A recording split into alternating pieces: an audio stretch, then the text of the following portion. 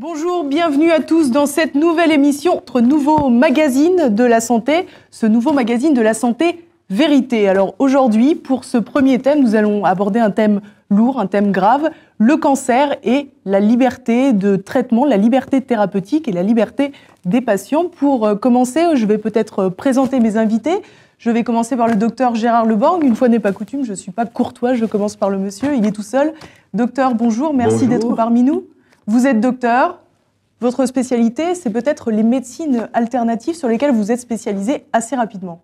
Oui, en fait, j'en ai étudié une petite centaine que j'ai eu l'occasion de pratiquer sur moi-même aussi, parce que, étant donné que j'ai une petite santé, il a bien fallu que je me soigne. Notre deuxième invitée, Madame Karine Curtet. Bonjour Madame, merci d'être là. Vous venez de loin, en plus d'Antibes. Tout à fait. Vous êtes présidente de l'association Améthyste. Vous allez nous dire exactement peut-être ce à quoi ça correspond ? Alors, Améthyste, c'est une association qui défend les traitements individualisés en oncologie pédiatrique. Très bien. Et évidemment, ma nouvelle coéquipière pour cette émission Oxygène, le docteur Nicole Delépine. On va commencer avec vous, Nicole, ce qui permettra aux téléspectateurs de faire votre connaissance. Est-ce que pour commencer, vous pouvez rapidement nous rappeler votre parcours ? On va faire rapide, effectivement. Donc, en fait, moi, j'ai fait médecine, puis j'ai commencé comme spécialité la pédiatrie, en occupant beaucoup de tout petits, d'ailleurs, de petits nourrissons et prématurés. Et puis, après l'internat et le clinica, j'ai eu l'occasion de rencontrer dans les années 80 l'équipe du professeur Mathé à Paul-Brousse, pas loin d'ici, qui lui-même avait embauché un peu mon collègue et mari qui faisait la chirurgie conservatrice dans les tumeurs osseuses. Et donc, le professeur Mathé nous a proposé d'approfondir le sujet des cancers et des cancers de l'enfant en particulier, tant pour essayer de sauvegarder les membres des enfants atteints. Donc pour éviter les amputations. Pour éviter les amputations. Et d'autre part, pour que ces enfants qui n'étaient pas amputés profitent de leur vie et de leur vie normale si possible. Et donc, nous avons effectivement commencé à faire l'oncologie pédiatrique dans l'hôpital Hérold, qui était dans le 19e, qui a donné naissance ensuite à l'hôpital Robert Debré, où nous sommes allés une dizaine d'années. Et de fil en aiguille, avec les fusions-acquisitions qui se passent dans le domaine de la santé comme ailleurs, et ça va encore se passer encore plus là, apparemment, j'ai vu qu'on n'avait pu y avoir que 200 groupes hospitaliers sur la France. Nous avons fait effectivement essentiellement de la cancérologie pédiatrique et on s'est battu beaucoup pour que les traitements qu'on pouvait proposer aux patients soient les plus performants possibles, y compris s'ils avaient été inventés en fin fond de l'Australie ou de l'Amérique, et que notre rôle de médecin, et je pense que mon collègue ne dira pas le contraire, c'est de donner les meilleurs soins aux patients en fonction des données acquises de la science et de ne pas se laisser embringuer dans des histoires d'essais thérapeutiques, etc., quand il y a des traitements qui marchent. On ne va pas trop dévoiler le corps de notre sujet.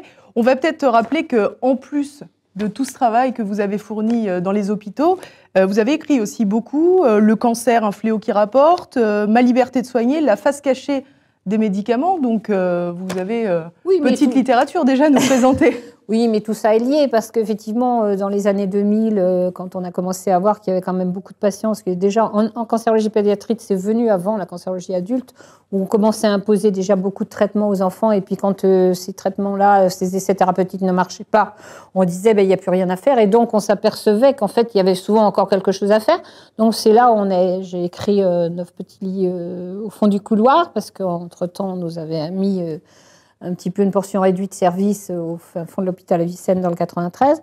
Et puis, de fil en aiguille, effectivement, on se demande, les gens, les patients, les médecins, les collègues, les soignants, se disaient pourquoi tant de haine, pourquoi on essaye, pourquoi on vous rétrécit votre possibilité, enfin votre nombre de lits, tout bêtement. Hein.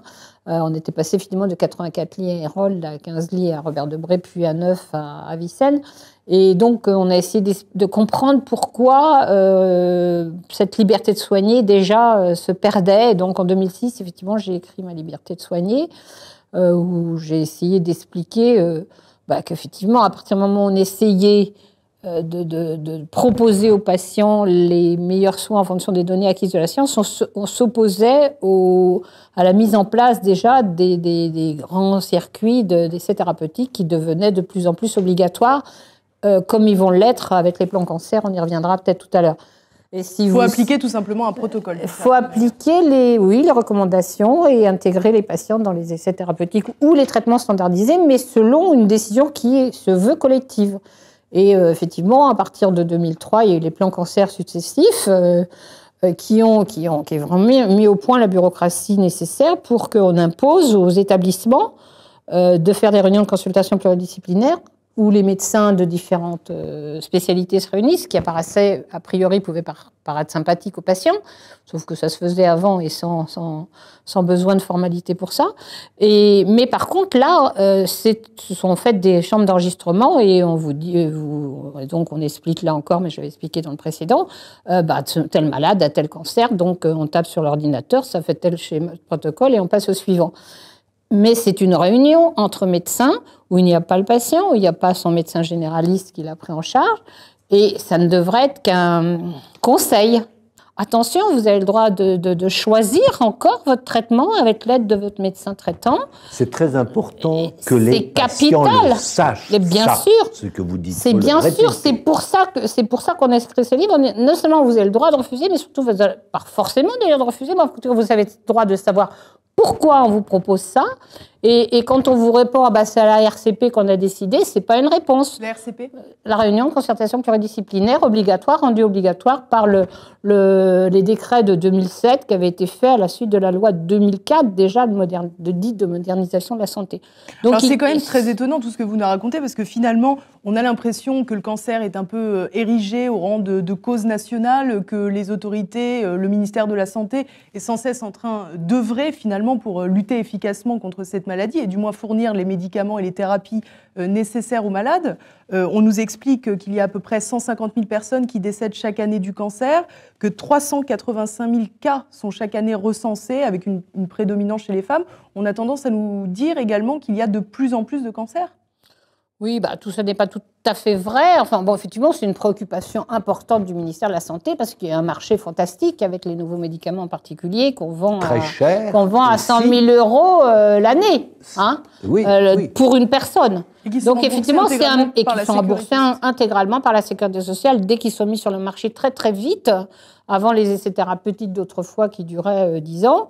Maintenant, il y a une petite étude sur 100 malades qui s'appelle étude pivot. Là, le laboratoire dit que ça donne une petite amélioration sur quelques mois, de diminution du nombre de récidives sur quelques mois. On n'attend pas du tout, comme on aurait fait autrefois, il y a encore 10 ans, sur quelques années, si c'est augmenté la survie globale. Non, on donne tout de suite l'autorisation de venir sur le marché. Et là, l'hôpital est remboursé à 100% directement par le ministère, on ne va pas s'étendre là-dessus parce qu'on n'en sortira pas, mais sous le prétexte d'une liste dite en sus. Peu importe, ce sont des médicaments peu expérimentés, qu'on rembourse à 100% d'emblée et qu'en gros, on impose par les recommandations nationales de donner aux patients rapidement. Et c'est là que les plans cancer sont effectivement absolument tragiques parce qu'il n'y a probablement pas tant de documentation de cancer que ça, qu'on veut bien le dire. Évidemment, à partir du moment où on dépiste des tas de choses... c'est positif qu'on dépiste plus de cancers. Non, là aussi, c'est tout un débat qu'on pourrait refaire. Non, si on dépistait des cancers dont on est sûr qui vont évoluer, ça serait éventuellement positif, parce que dépister des cancers au début, quand ils sont petits, c'est mieux que d'attendre qu'ils sont gros. Par contre, dépister des cellules cancéreuses qui n'auraient jamais donné de cancer, c'est quand même un autre problème. Et ça, on le démontre, aussi bien pour sein que pour prostate. Il est évident que l'augmentation du nombre de cancers de la prostate est complètement... Mais le dépistage ne peut pas être dangereux, dans tous les cas. Si, parce qu'à partir du moment où on va toucher des cellules effectivement cancéreuse, c'est pas une erreur du microscope, c'est une erreur de l'interprétation de qu'est-ce que serait devenue cette cellule cancéreuse si on y avait fichu la paix. Et quand vous êtes au Danemark, vous avez 30 ou 40% de moins de cancer de la prostate qu'en France, et la survie des cancers des gens au Danemark n'est pas plus mauvaise qu'en France. Donc, si vous voulez, le dépistage à tout prix de n'importe quel cancer, moi, si je me fais des biopsies, je ne vais pas vous faire peur à vous, mais si je me fais 3-4 biopsies de 3-4 organes, je vais forcément me trouver des cellules cancéreuses. Mais enfin, mon maître Maté, mais non, notre maître Maté et les autres nous disaient qu'à chaque moment de la vie, si on est à peu près en forme normale, avec une immunité normale, on se fait des petits cancers et puis on se les détruit. C'est le rôle de notre système immunitaire. Et peut-être que mon collègue, avec des petits traitements, enfin en tout cas une hygiène de vie correcte, aidera encore notre immunité à défendre. Oui. Une hygiène de vie, en fait, l'hygiène de vie, elle est faite d'un grand paquet de choses. L'hygiène de vie, c'est, par exemple, vous parliez du Danemark. C'est un pays que j'aime beaucoup, puisque j'y ai mes ancêtres. Et c'est aussi le pays qui a été le premier à mettre en garde contre les acides gras trans. Le premier pays d'Europe qui a interdit les acides gras trans qui ne sont pas... Oui. Alors les acides gras trans, quand on prend une huile liquide, on va faire des gâteaux avec, le gâteau transpire. Si on le transforme en trans, l'opposé de cis, CIS et l'opposé de trans, on forme une molécule qui devient rigide, qui ne sait plus sortir du corps. Et cette molécule, elle va comme des aiguilles, elle va se darder dans plusieurs endroits du corps, le foie, la prostate, les seins, les reins, partout. Et au bout d'un temps, elle va devenir toxique. Et le Danemark a été le premier pays en 2003. Les États-Unis ont suivi parce que les États-Unis en consommaient d'une façon abusive. On était à 15 grammes par jour et par personne aux États-Unis. Donc New York et le Canada ont décidé en 2007 de les réduire à 2 grammes par jour et par personne. En Europe, en dehors du Danemark, on n'en entend pas parler. Or, on sait que ça donne des pathologies des artères, ça donne beaucoup de pathologies. Je ne sais pas, vous en avez entendu peut-être parler. On peut imaginer, en tout cas, tous ces facteurs, ce serait quand même beaucoup plus intéressant que d'aller mettre un pic dans un sein ou dans une prostate. On aurait plus raison de se concentrer sur notre hygiène de vie en général. Et ça va rejoindre, si je peux avancer la dernière partie de cette émission, où on parlait effectivement d'OGM, etc. Et là, il y a sûrement des tas de choses à faire. C'est du spoil, ce que vous venez de faire. Pour le téléspectateur, c'est dommage. Vous avancez déjà ce qu'on va faire à la fin. Oui, mais c'est important parce que comme ça, ils vont continuer à nous regarder. Je voudrais aussi rebondir sur quelque chose que Nicole a dit. Et en fait, le plan cancer est co-validé par le ministère de la Santé et de la Recherche. Et ça a induit un point de dérive très important. Le point culminant, c'est ce qui se passe en oncologie pédiatrique, puisque les enfants sont cobayes et qu'il y a plus d'essais thérapeutiques que de nouveaux cas de cancer tous les ans. Oui, en gros, si je devais réduire et simplifier la chose, c'est que finalement, les laboratoires n'ont pas assez de cobayes pour tester les nouvelles molécules et les nouvelles substances. Donc, tous les enfants qui ont le cancer, il faut sauter dessus finalement pour en profiter d'une certaine manière. Tout à fait. Mais oui, pour quelques statistiques, tous les ans, il y a à peu près 1700 nouveaux cas de cancer pédiatrique. Et ça, le chiffre est relativement stable. Nicole corrigera. Mais en 2008, le ministère nous annonce environ 800 essais thérapeutiques sur la population de 1700 nouveaux cas de cancer, plus les cancers existants. En 2013, il y a 2400 essais thérapeutiques pour 1700 nouveaux cas de cancer pédiatrique. Oui, donc on voit que la proportion... il y a plus de nouveaux cas. Quand on pense que, théoriquement, dans les textes, l'essai thérapeutique doit être pour les cas d'impasse thérapeutique, c'est-à-dire le patient qui a essayé les traitements existants qui fonctionnent et qui ont échoué sur lui. Donc, théoriquement, il y a 80% de guérison sur les cancers pédiatriques, donc ça concerne une population de 20%. En gros, on dit, on a tout essayé de ce qui est validé, donc on essaie autre chose. Ça, c'était normal quand on faisait effectivement ça, c'est-à-dire que les gens étaient traités, il y avait 80%... Mais les patients étaient informés de cette démarche ? Sur la fin, si on avait fait le traitement A, le traitement B, le traitement C, il y avait plus leur rien. Disait, on va essayer le traitement D, mais on n'a aucune certitude. Si ça se trouve, ça va vous tuer plus vite. Aujourd'hui, à l'époque, oui, mais actuellement, non, puisqu'on leur dit c'est le traitement standard, tout le monde fait pareil en Europe. Aujourd'hui, vous êtes systématiquement, on vous impose l'essai thérapeutique pour les enfants.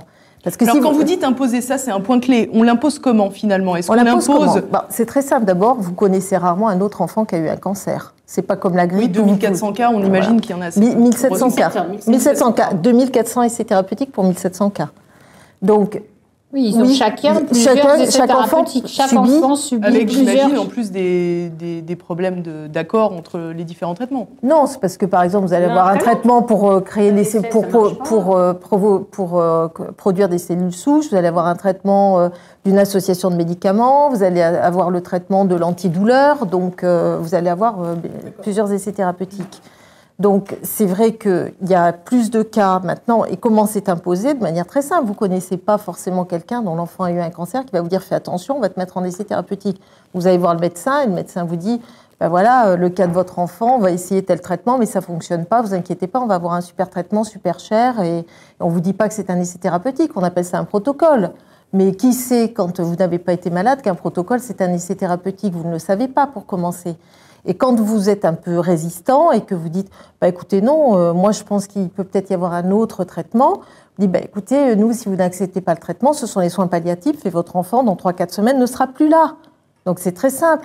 Et si vous résistez un peu plus, on dit écoutez, on va saisir le juge de tutelle parce que de toutes les façons, on doit vous considère que c'est un mauvais traitement. Voilà. Oui, c'est un refus de traitement. Parce que vous êtes c'est un refus de traitement. Alors on parle même de parents maltraitants. Tout à fait. Oui, tout à fait. Alors on va revenir à vous, Nicole, avec votre dernier ouvrage qu'on n'a pas encore cité, Cancer, les bonnes questions à poser à votre médecin. Il faut préciser que vous l'avez écrit aussi avec votre époux, Gérard Delépine. C'est un gros travail de bibliographie. C'est aux éditions Michalon. Donc là, encore une fois, vous mettez le doigt sur l'importance de l'information des patients, sur la nécessité qu'ils détiennent eux-mêmes les informations quant à leur maladie et quant à leur liberté, finalement, de choisir ce à quoi ils vont être exposés. Il me semble tout à fait urgent, parce qu'on sent bien que la situation se rigidifie de plus en plus et que le monopole devient de plus en plus fort, que les patients reprennent en main leur destin. On dit à le grand cinéma de toutes les agences de publicité des ministères hauts, c'est le patient au centre de son traitement, au centre de la santé. Non, il n'est pas acteur pour l'instant, puisque en gros, il est passif objet, et le médecin est robot, puisqu'il applique ce qu'on lui dit d'appliquer d'en haut. Bravo. Donc, faut être simple. Vous définissez très bien les choses. Mais oui, malheureusement. malheureusement elle est là pour ça. Et malheureusement, le médecin robot, il n'est pas forcément content de l'être. On le voit d'ailleurs au nombre de médecins qui font des grandes dépressions, des burn-out, des suicides, etc. Donc, c'est pas très facile d'être... 3 fois plus de suicides chez les médecins que la moyenne de la population. Que la moyenne de la population, donc, et de plus en plus.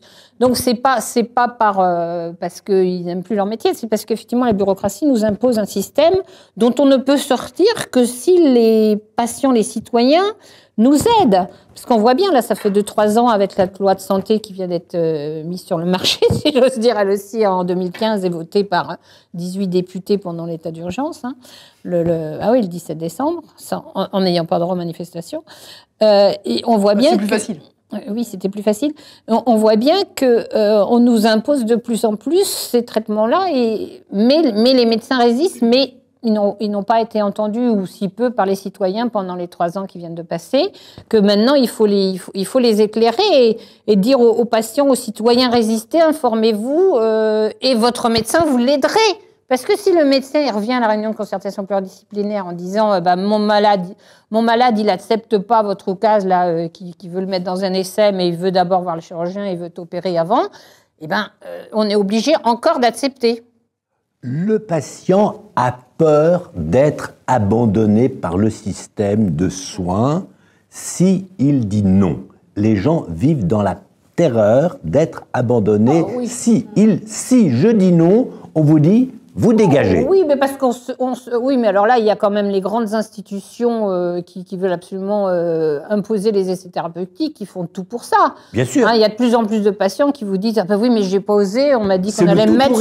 On va me mettre sur la liste rouge. Tout ou rien. Attendez, on va mettre. Qu'est-ce que ça signifie alors être sur la liste rouge? Je suppose que on vous rappellera dans 2 mois si on a de la place, et puis sinon on vous soignera pas. Vous abandonne. Et puis puisqu'on vous soigne pas, vous allez mourir de votre cancer. Moi, j'ai quand même eu l'expérience d'une jeune fille il y a quelques mois où la maman téléphone et me dit est-ce que vous croyez vraiment elle a été voir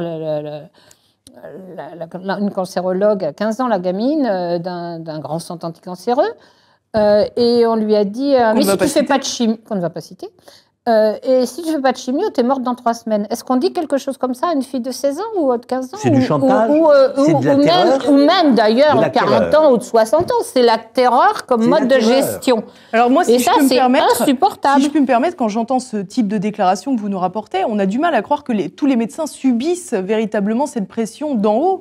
On a plus l'impression d'avoir affaire à une certaine catégorie de médecins qui se croient un peu surpuissants et tout-puissants avec une toute-puissance sur leurs malades. Beaucoup sont des robots. Dans les centres anti-cancer, il y a des histoires d'accréditation, donc ils sont formatés. C'est pas le médecin libéral qui travaille dans son coin, qui ne traite pas ce genre de choses, où il a besoin d'autorisation pour pouvoir opérer, pour pouvoir donner certains... C'est ça que vous nous expliquez. Non, ils ne sont pas choisis. C'est que les personnes qui travaillent dans ces centres-là n'ont pas le choix. Nous avons eu à Garches un médecin qui a tenté de venir rejoindre l'équipe et qui s'est fait radier, licencier de l'hôpital précédent parce qu'elle refusait d'appliquer cette règle. Il faut bien que les patients comprennent qu'actuellement, en cancérologie, et malheureusement ça risque de dégénérer sur d'autres spécialités, pour qu'un établissement ait le droit de soigner des patients atteints de cancer, un établissement, je dis bien, il faut que l'Agence régionale de santé, qui a été créée par la loi 2010, la loi Bachelot, et dont vraiment les prérogatives ne font qu'augmenter avec la loi Touraine de 2015, donne l'autorisation de traiter les cancers. Et dont ces réunions de concertation pluridisciplinaire entre collègues sont faites pour entrer un maximum de gens dans les essais thérapeutiques, parce que effectivement, quand l'agence de santé vient contrôler, regarde, vous avez eu 100 patients, il y en a 80 qui sont entrés dans les traitements standardisés, c'est bien. Ah ben non, vous en avez eu 50, et puis vous n'avez pas passé tel tumeur. Donc finalement, il y a une prime, entre guillemets, pour avoir il n'y a pas une prime, vous n'avez pas le droit, si vous rentrez... Après, on vous ferme. C'est-à-dire que, et alors vous imaginez, vous avez 20 collègues, il y en a 18 qui veulent jouer le jeu parce qu'ils ont besoin de manger aussi. Enfin, c'est un métier aussi quand même. Ils font pas que de la cancérologie que pour le plaisir. Donc c'est aussi leur. Ah ben non, mais faut être simple. Vous avez 40 ans, 3 enfants, vous êtes oncopédiatre et vous marchez pas dans le système. Vous faites quoi? Vous allez où? Bah actuellement, vous ne pouvez que démissionner, parce qu'il n'y a pas d'endroit où. En fait, vous êtes bien tombé. C'était le moment de la retraite. Ça fait quand même 30 ans qu'on se bat contre ça, donc je n'étais pas à la retraite il y a 30 ans, mais c'est vrai que la situation s'aggrave et la pression bureaucratique s'aggrave de loi en loi. Elle a commencé avec les ordonnances Juppé en 96 qui ont mis en place les agences régionales d'hospitalisation. Et puis la loi de 2004 qui a mis en place les circulaires pour le cancer, l'endroit où vous avez le droit de soigner le cancer. Alors faut qu'il y ait l'instituteur, faut qu'il y ait le clown, faut qu'il y ait ci, faut qu'il y ait ça. Et comme ça, on pouvait fermer des centres qui n'étaient pas au bon endroit. Et puis après, la circulaire pour le cancer de l'adulte. Et puis après, les décrets de 2007 qui imposent ces réunions de concertation pluridisciplinaire, mais qui ne sont pas des réunions où on discute de l'intérêt du patient, puisque de toute façon, il faut statistiquement, alors effectivement, vous pouvez un jour défendre un patient à vous connaissez bien, etc. Puis le médecin, il est venu ce jour-là à la réunion, médecin, mais statistiquement, vous ne pouvez pas les défendre. Vous êtes d'abord, puis vous avez une réunion à 20h et qu'il y a 30 patients à regarder, en plus, vous n'allez pas y passer non plus la nuit. Donc, de toute façon, c'est de l'automatisation, c'est de la robotisation, et il faut rentrer les gens là-dedans, sinon l'accréditation saute. Nous, on travaillait avec un radiothérapeute formidable qui a 50 ans de radiothérapie derrière lui, qui a irradié des enfants pendant 50 ans, mais là, les dernières années, probablement, il n'en a pas irradié assez. Et son accréditation en 2013, je crois, pour le traitement par rayon des enfants a sauté. Et comme il dit très bien, ça peut se retrouver sur Internet, il dit on n'est pas venu me demander si j'étais capable de soigner les enfants, si les patients étaient contents, s'il y avait des bons résultats. Non, en gros, c'est la taille de la chambre où il y avait l'appareil de radiothérapie et surtout le nombre. Ah ben non, vous êtes en dessous. C'était pas assez rentable, finalement. Mais c'est même pas une question de rentabilité. Ils veulent absolument tout regrouper dans les grands centres pour être sûr qu'il n'y ait pas un malade qui échappe aux essais. C'est pas une question de rentabilité parce qu'on coûte les yeux de la tête avec ces nouvelles molécules. Il coûtait beaucoup moins cher, lui, à irradier les patients que d'essayer de les intégrer dans les nouveaux traitements. Alors, on a dit déjà beaucoup de choses. Je pense que pour commencer et pour résumer tout ce qu'on a dit, le point clé, finalement, c'est qu'aujourd'hui, on cherche à faire des essais thérapeutiques sur les patients malades du cancer, majoritairement les enfants. Non, on essaie de plus en plus chez les adultes. Alors que finalement, il y a d'autres traitements et que les traitements éprouvés donnent de meilleurs résultats que ces essais thérapeutiques. Problème des essais, et Karine va bien le dire pour les enfants, puisqu'elle a interrogé le ministère de la Santé, le problème des essais, c'est que par définition, ce sont des essais.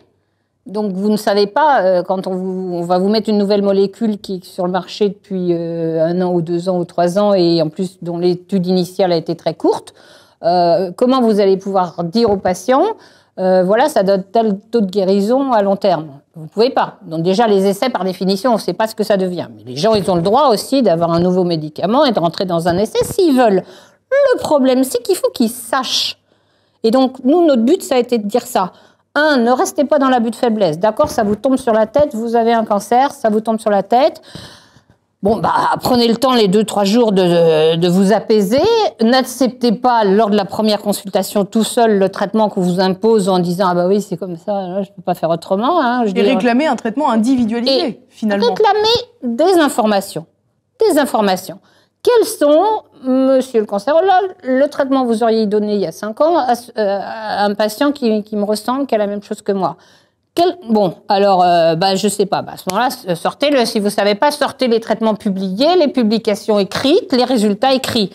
Quels sont les résultats du traitement, justement, du nouveau médicament que vous me proposez? Alors là, il vous donne en général une brochure, une belle brochure bien brillante, de papier glacé, etc. Non, je veux pas la pub du labo.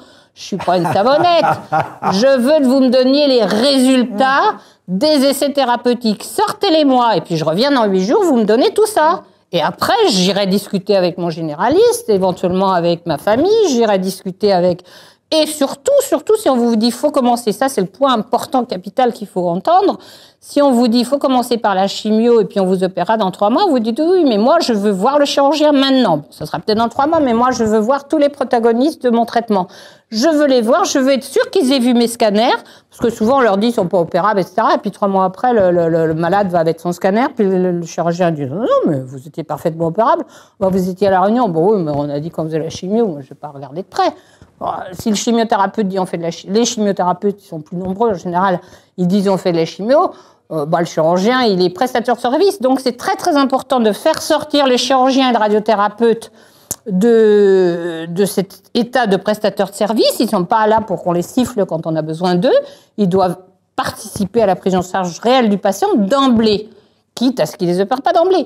Mais le patient doit rencontrer le chirurgien, il doit être sûr que le chirurgien a vu son dossier, que vraiment il a dit qu'il était inopérable ou pas. Hein. Et s'il pense qu'il est opérable, il doit se défendre et dire bon, quel est l'avantage que je fasse de la chimio avant? Il y a un avantage, il n'y a pas d'avantage. Et pour ça, il faut des preuves. Tout est dans la littérature internationale pour tout ce qui a été démontré. Et le reste, ils sauront que c'est des essais. S'ils ont envie de faire des essais, libre à eux. Moi, ça me gêne pas du tout. Ce que je veux, c'est que les gens sachent, soient informés et osent s'informer.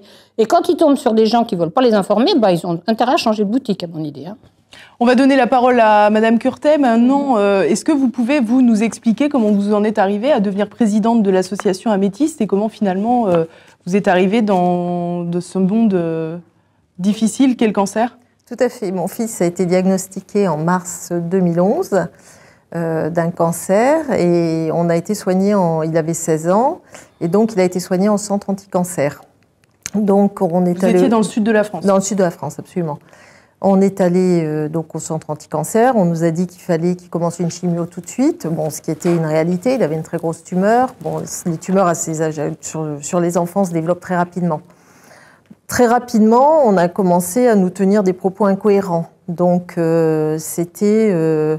on va faire tant de cures. Après, finalement, il n'y avait plus tant de cures. Après, c'était tel traitement, il est bien, on va te rentrer dans tel protocole. Donc, on demande au médecin, très bien, docteur, vous nous mettez dans ce protocole, mais donc vous allez guérir mon fils. Parce que moi, je viens pas d'un milieu où je connais des enfants atteints de cancer. Je connais même personne qui avait un cancer autour de moi. Donc, c'était vraiment le grand saut dans l'inconnu. Et on dit non, on peut pas vous garantir qu'il va guérir parce que c'est corps dépendant. Mais alors si c'est corps dépendant, pourquoi est-ce que vous me donnez le même traitement que mon voisin?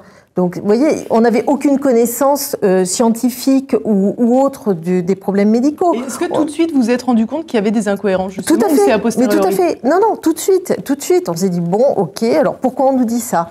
Ensuite, il était très fatigué. J'insistais, on me dit non, c'est une fatigue psychologique, etc. Jusqu'au moment où Arthur rechute. Et au moment de la rechute, là, les propos sont devenus de plus en plus incohérents. C'était écoute, on va te faire tel traitement, mais s'il échoue, t'inquiète surtout pas, on va pouvoir te donner un traitement à 57 000 €, la Sécu nous l'autorisera si on rate 2 fois le traitement d'avant. Mon fils avait 17 ans à ce moment-là, il me dit écoute maman, ils me font le numéro du vendeur de voitures, ils me prennent pour un cobaye. D'accord. C'est pas drôle du tout parce que quand vous êtes une maman, que vous vous rendez compte que c'est ce qui est en train de se passer, que votre fils vous dit ça, vous avez quoi comme choix? Vous avez le choix de lui dire t'as raison, on va trouver une solution. Je n'étais pas du tout sûre de trouver une solution, je ne savais pas, j'étais obligée de lui dire Écoute, non, je pense quand même pas. C'est un médecin, il sait ce qu'il fait. Bon. Jusqu'au moment où vraiment les choses sont allées trop loin et où là, quand le fameux traitement à 57 000 €, donc on fait cette expérience, c'était une citaférèse pour ceux qui savent. Et puis j'étais dans le couloir avec l'infirmière, elle me dit « Ah tiens, voilà, monsieur, je ne donnerai pas le nom du médicament ». Et naïvement, je lui dis « Ah bon, mais c'est un patient qui a eu ce traitement et qui est là ». Elle me dit « Pas du tout, c'est le représentant ». Alors là, j'ai commencé à voir rouge, j'ai commencé à me dire qu'il y avait vraiment un loup. Et puis d'autant plus que... Donc il n'avait pas vu très loin, en fait, finalement, avec le vendeur de voitures. Non, mais tout à fait, tout à fait. Donc dans cette histoire, je commençais à dire, bon, attendez, là, vous allez lui faire tel traitement, mais même cause, mêmes effets. Donc si vous faites le traitement avec le même intervalle, ça va toujours pas marcher, parce que c'était une histoire où il y avait une période très courte pour collecter les cellules souches. Et donc, par conséquent, si on donnait la chimio à partir de tel jour, on allait tomber sur les jours de collecte qui étaient les mêmes jours, dans la semaine, je parle, samedi, dimanche, lundi, mardi. Et le samedi, dimanche, le centre est fermé, la machine n'est pas disponible, donc potentiellement on allait avoir ce même mauvais résultat et atterrir sur ce fameux médicament 57 000 €. Donc je commence à m'agacer, à m'énerver avec le médecin, demander à voir quelqu'un d'autre, demander à ce qu'on me change. Mais là, on m'explique qu'on ne peut absolument pas changer le protocole, qu'on va faire le même protocole. Bon, à l'époque, je ne savais pas que c'était parce que c'était un essai. Et que dans ce cadre-là, évidemment, il faut que les choses soient rigoureuses. Et donc, on n'adapte pas l'essai. On le fait dans les mêmes conditions pour tout le monde. Jusqu'au jour où vraiment, très inquiète, un ami me téléphone et me dit « Écoute, j'ai rencontré une oncopédiatre, je pense que tu peux lui demander un avis. » C'était Nicole de Lépine, donc, que j'ai appelée. Et puis, il a fallu que je convainque mon fils de bien vouloir prendre un deuxième avis. Il me dit « Mais tu sais, maman, il n'y a pas que les médecins de Paris qui sont bons. » Et là, je lui ai expliqué « Non, mais quand on demande un deuxième avis, on demande un avis à quelqu'un qui n'est pas d'accord avec les autres. Donc, et on se fera notre propre opinion. » Donc on est parti à Garches, où on a été soigné, où Arthur a été soigné dans le service de Nicole. Et là, fait très important, c'est que vous vous rendez compte que vous n'êtes pas les seuls dans ce cas. Absolument, absolument. Donc on arrive dans le service, on rencontre d'autres familles. On dit, oh, vous savez ce qui nous est arrivé. On s'aperçoit que toutes les familles nous racontent au mot près la même histoire avec le même vocabulaire. Le même vocabulaire de c'est un protocole, il faut faire comme ça. Exactement la même terminologie standardisée à l'échelle de la France. Parce que les patients dans le service de Garches venaient de partout en France. Donc quand tout ça s'est passé, au bout de quelques mois de traitement de mon fils, Nicole vient me voir et me dit, tu sais, le service est vraiment menacé de fermeture. Et là, ça a été presque pire que l'annonce de la maladie.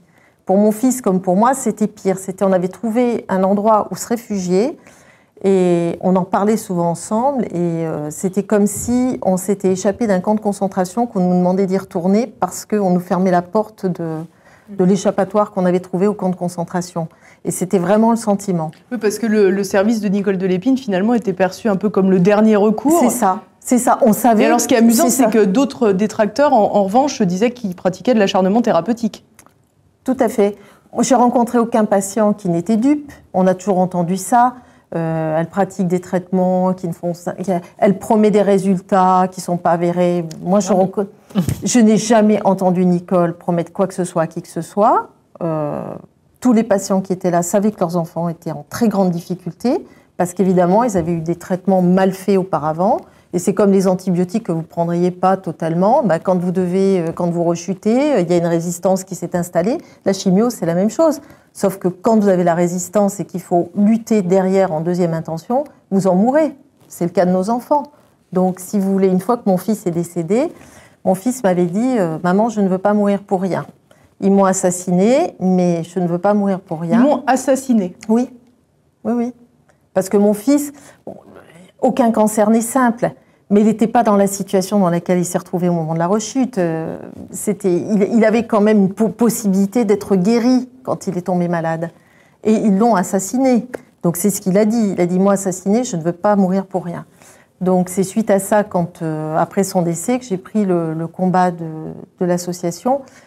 Pour cette raison, et puis parce que ce sentiment que j'avais ressenti quand on nous annonçait que le service avait fermé, et le combat qu'il fallait mener tout en se battant contre la maladie de son enfant, contre tout le système qui est contre vous. En fait, vous devenez, quand vous êtes à l'hôpital, vous devenez le garde du corps de votre enfant. autant que le garde malade. Vous êtes le garde du corps, pour être certain. Je crois que d'ailleurs, docteur, vous pouvez peut-être nous raconter rapidement un enfant qui voulait être transféré par ses parents dans un autre hôpital où il avait un garde devant la porte de sa chambre. Oui, ça c'est pour le refus, effectivement, d'un certain nombre de services et de collègues, au service du système. Effectivement, un enfant d'une autre ville du Sud qui était traité de façon assez palliative, mais depuis plusieurs années, et puis à un moment, il devient paralytique. Et puis les médecins disent, c'est à juste titre, il n'y a pas grand-chose à faire, etc. Mais enfin, bon, ils le mettent dans une chambre, voilà, et de toute façon, il est dans un lit, il ne peut plus se lever. Et là, les parents qui espéraient encore, parce que ça faisait 4 ans en gros qu'on leur disait qu'il était mourant, donc ils se disent pourquoi maintenant ce serait vrai. D'accord, il est paralysé, mais bon, il a envie de vivre quand même. Et ils essaient de le faire monter chez nous. Et là, effectivement, juge des enfants et garde, oui, effectivement, devant la porte, des fois qu'il se sauve alors qu'il est. Enfin bon, je veux dire, c'est hallucinant. C'est des situations totalement ubuesques. Ah oui, c'est tout à fait ubuesque. Et alors, ce qu'ils appellent acharnement, pour revenir sur ce mot-là, en fait, les tenants du système qui veulent entrer les enfants dans les essais thérapeutiques, puis depuis 3, et puis si ça marche pas, eh bien on dit, on est désolé, il n'y a plus rien à faire, rentrez chez vous, vous reviendrez chez nous quand l'enfant souffrira. Ils n'admettent pas, effectivement, qu'on donne aux enfants, éventuellement d'ailleurs les anciens traitements dont ils n'ont pas eu la chance de bénéficier, qui de temps en temps, les remet sur pied, éventuellement sur pied très longtemps. Donc, j'ai souvent expliqué qu'acharnement, ça veut rien dire. Parce que si vous vous acharnez, entre guillemets, au sens où le médecin de l'autre ville ou de l'autre service hospitalier a dit qu'il n'y avait plus rien à faire et que vous remettez l'enfant sur ses pieds pour quelques mois, voire quelques années, voire plus, mais en tout cas, y compris pour quelques mois, il a aussi droit à vivre quelques mois de plus, l'enfant. C'est pas à nous, médecins, de décréter qu'il faut qu'il meure maintenant sous prétexte qu'il a une maladie mortelle. Sinon, comme nous sommes tous atteints de maladie mortelle, vous êtes d'accord, autant qu'on arrête tout de suite. Non, mais c'est complètement aberrant comme notion, cette notion d'acharnement. C'est vraiment... voilà, alors effectivement, il ne s'agit pas d'aller traiter les gens dans le coma avec des tas de médicaments, etc. Par contre, ce qu'on a fait très tôt, nous, parce que on l'avait appris tout simplement dans les livres ou par d'autres collègues ou dans les congrès, c'est que des petites chimiothérapies légères, souvent, sont antalgiques. Enfin, suppriment la douleur, souvent beaucoup mieux que des kilos de morphine dont souvent les patients ne veulent pas. Donc, mettre des petites doses de morphine au début à Vicenne, là, dans les années 2000, alors c'était terrible, les gens ne supportaient pas. Il y a l'infirmière qui passait, etc., ou la surveillante qui avait été bien dressée par des gens qui ne voulaient pas qu'on existe et qui disaient « Ah, c'est de l'acharnement ». Non, c'est des petites doses de chimiothérapie, oui, vous voulez dire alors? Oui, des petites doses de la deuxième fois. Non, je dis oui, les petites doses de chimiothérapie sont souvent beaucoup plus efficaces que des grosses doses de morphine pour certains patients qui ne veulent pas. Pour d'autres, ça va marcher. Chaque patient est différent et chaque patient doit avoir un traitement adapté à son cas. Mais l'acharnement thérapeutique, si on est des médecins humains normaux et qu'en plus on travaille, si j'ose dire, avec les parents et avec le patient, on s'adapte à ce que veut le patient. Et je pense qu'un service qui a bénéficié d'autant de soutien de tous les patients au travers les temps, parce que c'est depuis les années déjà 88, puis 97, puis enfin, bon, effectivement, nos lits en nombre se sont réduits, mais nos patients, en tout cas, ont toujours tenu à nous soutenir comme Madame Curté, pour les futurs patients, si j'ose dire, et dans toutes les manifestations qu'il y a pu avoir pour se tenir ce service et éviter la fermeture de Garches. Il était toujours frappant et particulièrement touchant, voire douloureux quand même, d'avoir toujours des patients, d'enfants que nous n'avions pas sauvés, mais qui étaient devenus des fidèles quand même du service pour les autres patients, parce qu'ils savaient qu'on avait fait quelque chose d'important pour eux, c'est qu'on avait fait le maximum pour l'enfant, qu'on n'avait pas laissé mourir l'enfant abandonné sous prétexte que il n'a pas de chance de guérir, qu'il était plus bon pour la science, mais qu'on avait fait notre travail humain tout bêtement de soins et d'accompagnement et d'être près d'eux et de faire le maximum, surtout parce que ce qui est vraiment terrible, et on voit bien dans les commentaires actuels suite à la fermeture de Garches, de certains décès qu'il y a eu depuis, ce qui est, je voulais peut-être raconter, ce qui est absolument terrible, c'est de voir des parents écrire « Mon fils n'est pas mort à cause du cancer, mais à cause de la fermeture de Garches ».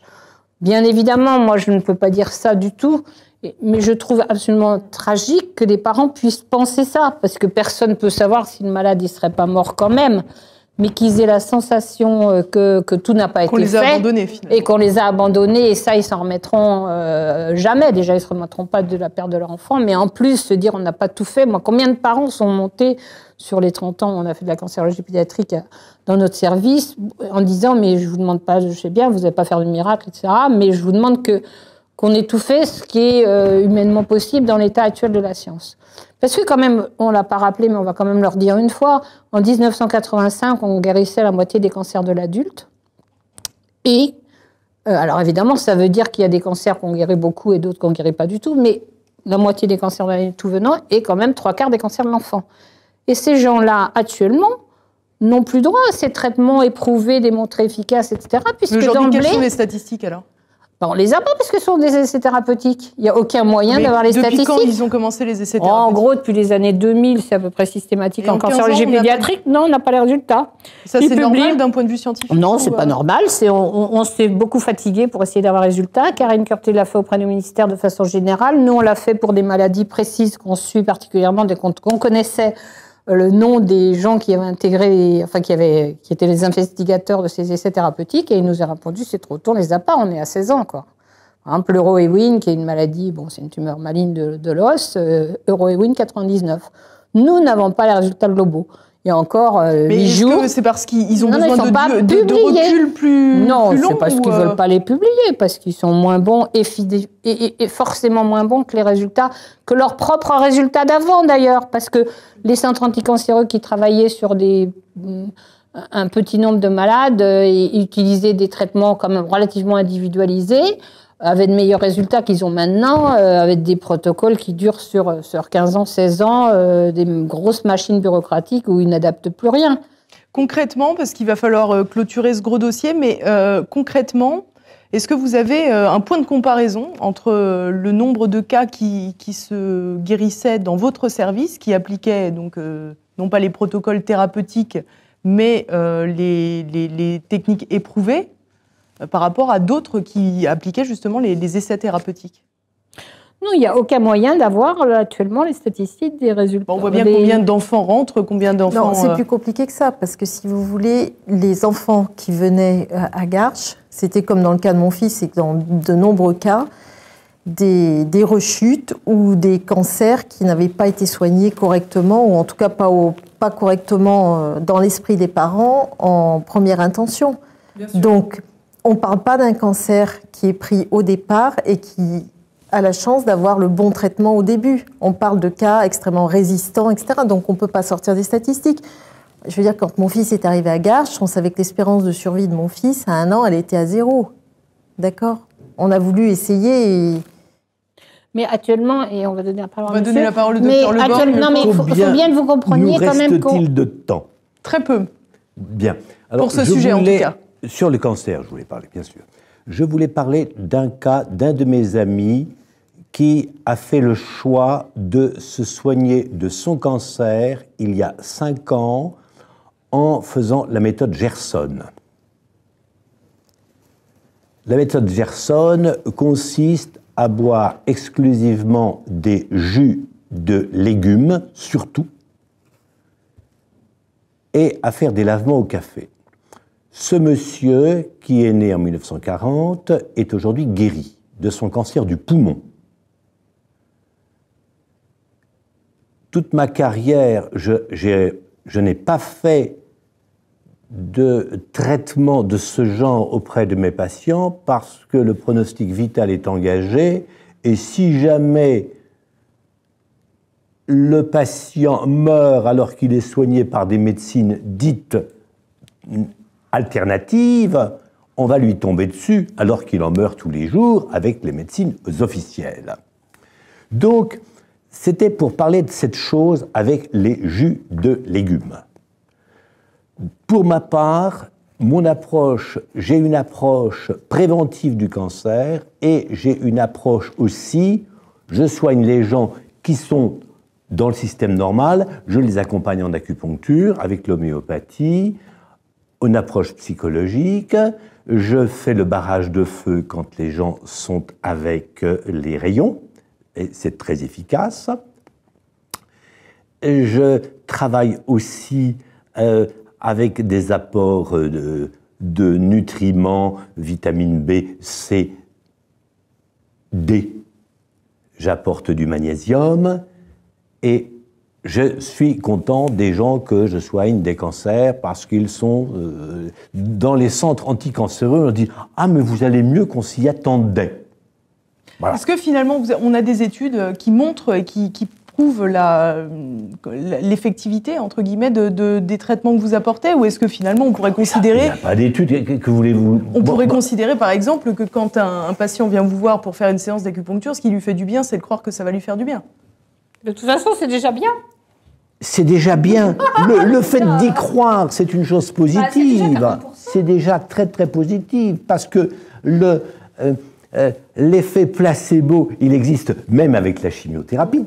Et puis l'effet nocebo du cancérologue qui dit vous allez mourir dans 3 semaines, il existe nocebo, aussi. Hein. Il est terrible. Il est terrible. Donc, en fait, j'ai apporté à mes patients, je leur fais manger du chou rouge, cru, cuisiné dans le citron, tous les jours pour mes cancéreux, parce que, comme vous le savez, le chou contient des sulforanes, des isocyanate et d'autres substances que l'on retrouve dans les chimiothérapies d'ailleurs. Le chou est un aliment anti-cancer puissant. C'est le régime cétogène, en fait. Oui, c'est pas que ça. Oui, non, mais... C'est pas que ça. Et un autre cas d'une personne qui a guéri spontanément du cancer, j'aime dire guérir spontanément, parce que la chirurgie était programmée. Et 2 mois plus tard, le cancer n'avait plus lieu. Cette personne, je l'avais soignée pendant quelques semaines, et c'était un cancer de la peau qui était là, juste sur la clavicule. Et il se trouve que quelques mois plus tard, je revois cette personne qui avait une chaîne, me dit-elle, que lui avait donnée son mari, une chaîne dans laquelle il y avait du nickel. Parce que, en fait, je ne sais pas si vous êtes d'accord avec moi, mais j'estime que le nickel est cancérigène. Et il y a trop de nickel. Bref, aussi, donc, ces cures de légumes. Je voulais vous poser une question. Par exemple, il se dit que c'est dangereux de ponctionner une prostate suspecte. Qu'est-ce que vous en pensez? Moi, je pense que si on va toucher quelque chose, c'est dangereux. D'accord. Merci. Complètement. Mais alors là, c'est sûr. Et effectivement aussi par l'effet nocebo. D'une part, on y va, il y a un truc organique, on va bouger le truc. Et puis, il y a l'effet nocebo, parce qu'à partir du moment où on touche une prostate, le mec, il se croit cancéreux ou il va l'être. Il va saigner dans les jours qui suivent. Oui, non, mais c'est évident que c'est toxique.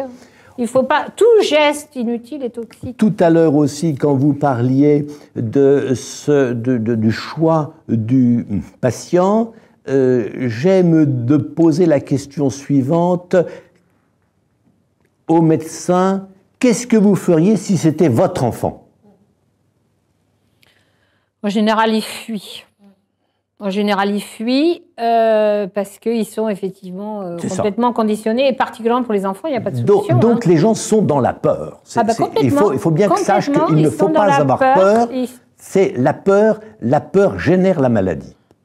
On va peut-être rester sur ce mot de conclusion pour passer à l'actu de la santé. Actu de la santé. Si vous êtes d'accord? Actu de la santé, qu'est-ce? On va voir ça.